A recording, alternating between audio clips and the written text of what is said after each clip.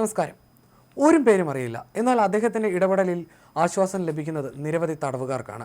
9ാം വർഷമാണ് ദാഹിറ ഗവൺമെന്റിൽ നിന്നുള്ള സ്വദേശി തടവിൽ കഴിയുന്നവരുടെ പിഴത്തുക അടച്ചു തീർത്ത് അവർക്ക് സ്വാതന്ത്ര്യത്തിന്റെ വഴി തുറന്നു നൽകുന്നത്. നൂറുകണക്കിന് പേരാണ് ഈ അജ്ഞാതനായ വ്യക്തിയുടെ സഹായത്താൽ മോചിതരായത്. ഇത്തവണ 49 തടവുകാരാണ് അത്തരത്തിൽ മോചിതരാകുന്നത്. എന്നാൽ ഈ വ്യക്തി തൻ്റെ പേര് വെളിപ്പെടുത്താൻ ആഗ്രഹിക്കുന്നില്ല.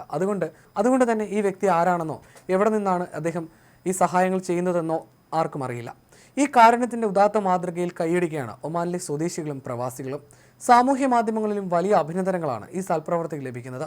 പിഴയടയ്ക്കാൻ പണമില്ലാതെ ചെറിയ കുറ്റങ്ങൾക്ക് ജയിൽവാസം അനുഭവിക്കുന്നവർക്ക് ഒമാൻ ലോയേഴ്സ് അസോസിയേഷൻ മോചനം സാധ്യമാക്കുന്ന ഫാഖുർബ പദ്ധതിയുമായി ചേർന്നാണ് ഈ അജ്ഞാതനും കാരുണ്യ പ്രവൃത്തിയിൽ ഭാഗമാകുന്നത്. 2012 ആരംഭിച്ച പദ്ധതിയിൽ ഇതിനോടകം ഗുണഭോക്താക്കളായത് 7000-ൽ പരം തടവുകാരാണ്. ജനങ്ങളിൽ നിന്ന് പണം സ്വരൂപിച്ചാണ് മോചനത്തിനുള്ള വഴി കണ്ടെത്തുന്നത്. പദ്ധതിയുടെ 12ാം പതിപ്പാണ് ഈ വർഷം നടക്കുന്നത്. ഇത്തവണ 1300-ൽ പരം ആളുകൾക്ക് മോചനം സാധ്യമാക്കുമെന്ന് ഒമാൻ ലോയേഴ്സ് അസോസിയേഷൻ അറിയിച്ചു.